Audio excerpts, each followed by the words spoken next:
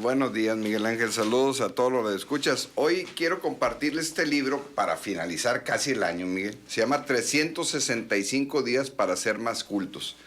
David Kidder y Noah Oppenheim. Yo tengo ese libro. Sí, Sí, es un bestseller. Sí, es un bestseller. Es un bestseller y después hizo otro, ¿eh? Recomendado por el New York Times. Sí. Ellos lo que hicieron es, bueno, decir, a ver, todos los lunes vamos a hablar de historia.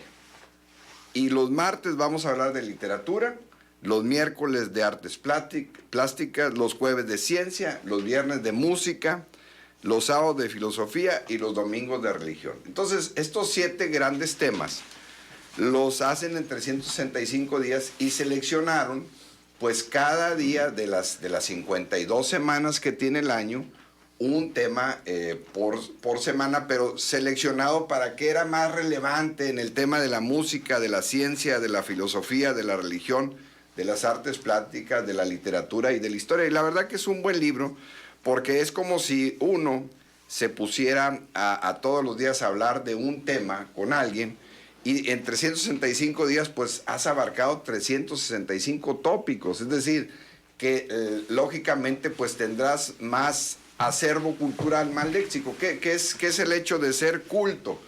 Pues hay una frase que a mí, yo siempre la comparto en las pláticas que doy, que digo, bueno, no es sabio aquel que dice que sabe, sino aquel que se percató de su ignorancia y supo sobreponerse a ella. Entonces partimos del dicho de que todos tenemos una gran ignorancia, porque hay tanta información, hay tanta literatura, hay tanta historia, que es muy difícil que la puedas abrevar totalmente. Entonces debes de partir de que uno tiene que aprender a desarrollar esa capacidad de aprender de aquel libro que luego les recomendé, Helen Hunt, de cómo poder sumar información a tu cerebro, que ya sabemos que funciona como las computadoras. Tenemos memoria de corto plazo y de largo plazo, la memoria RAM y ROM, y que en la medida que nosotros reiteremos y repitamos la información y la discutamos y la analizamos con un interlocutor o con un auditorio,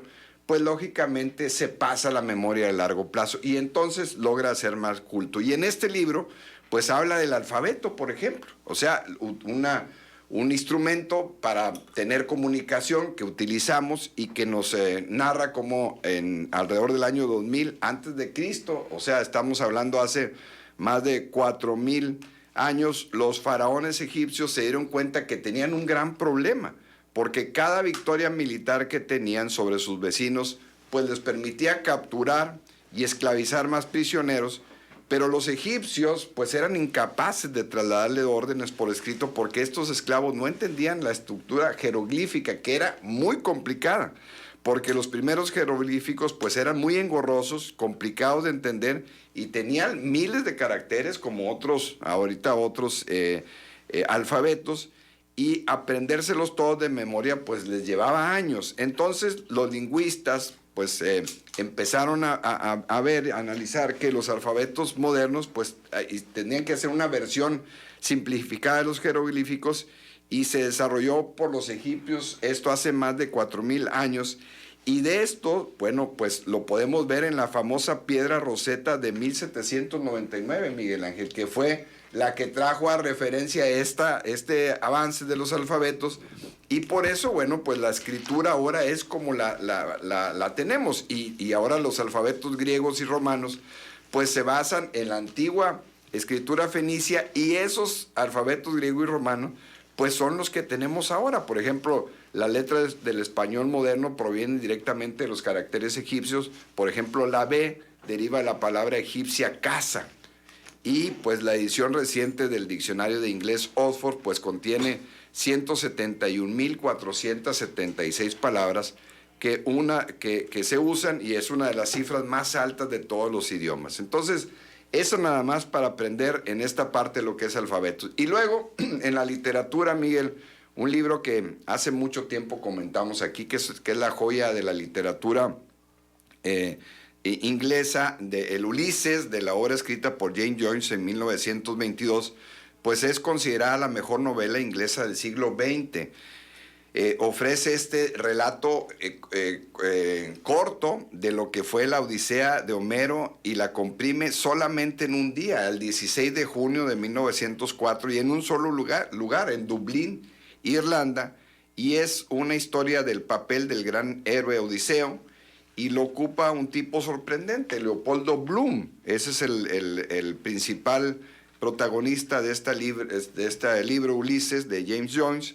Y pues es un vendedor de anuncios cornudo y envejecido que se pasa la jornada deambulando de aquí para allá y acudiendo a varias citas profesionales antes de regresar a su casa. También en este libro, Miguel, habla de lo que son una serie de temas relacionados con otros libros de literatura, como Ernest Hemingway, que escribió, ya saben, El viejo y el mar, que escribió también otros libros impresionantes, y habla sobre su historia, la propia historia de Hemingway, que vivió de entre 1899 y 1961, y pues se convirtió en figura pública de renombre y hizo toda una historia en cuanto a la literatura. Pero también habla de lo que son los científicos de la antigua Grecia, en donde Eratóstenes pues era el que creía que el mundo era redondo, pero ninguno supo de su tamaño hasta el siglo III, después, hasta que se empezó a erigir la biblioteca de Alejandría. Y fíjate, Miguel, cómo en este tema de que cómo era el mundo, y que si era el mundo el que daba vueltas alrededor del Sol o viceversa, pasaron prácticamente 800 años hasta que tanto Galileo Galilei como Nicolás Copérnico pues vinieron a desmitificar esta historia, condenados los dos por la Iglesia Católica. Y aquí, bueno, es algo que para hacer culto tienes que aprender y entenderlo.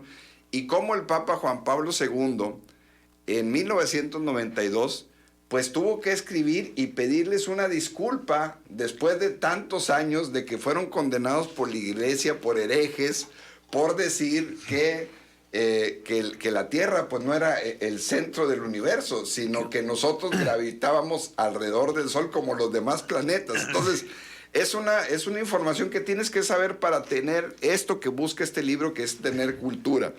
Pero fíjate, ¿desde cuándo? Desde Eratóstenes empezó el ser humano a ver al Sol, al ver al universo y buscarse esta explicación, ¿no? Por eso es bien importante este libro, y cómo también hace referencia a la filosofía y cita pues al clásico Sócrates, el padre de la filosofía, que no escribió ni un solo libro, Miguel, que eso es lo importante. Nunca escribió ni un solo libro. No. Se Plato pasó... sí, o Platón, pero le dicen Plato. Exactamente. Pero Plato sí, pero... Él no escribió ningún solo libro, pero fue el que dejó en sus pláticas, en sus testimonios, incluso en su formación de las primeras escuelas, porque se paraba en la plaza y daba unas disertaciones impresionantes de filosofía, de historia, pues de lo que era... Era un sistema llamado mayéutica, sí, ¿no? La mayéutica, que era a través del diálogo, Miguel, te sacaba lo que tú sabías, ¿no? Era una forma como a través de estarte así cuestionando, tú ibas diciendo lo que tú habías aprendido, y esa es la forma en que él exprimía de alguna manera los datos que tenía una persona.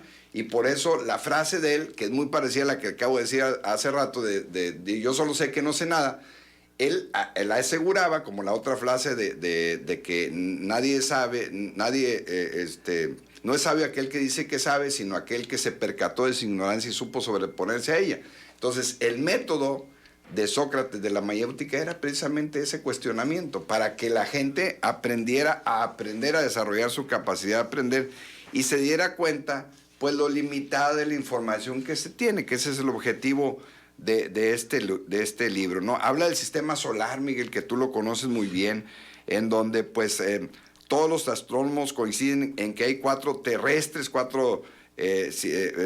planetas terrestres: Mercurio, Venus, la Tierra y el Marte, y cuatro gaseosos: Júpiter, Saturno, Urano y Neptuno.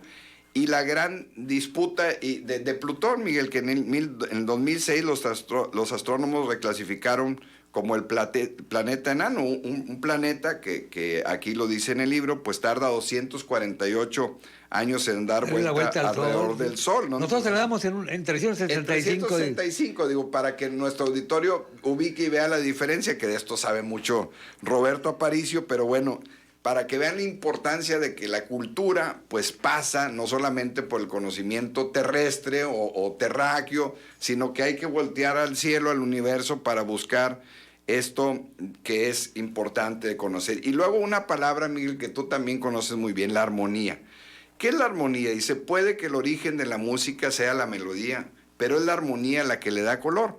Y esto se refiere al sonido de dos o más notas al mismo tiempo. Sin embargo, sus mecanismos son vastos y complicados, tanto así que muchos estudiosos han empleado gran parte de sus carreras analizándose.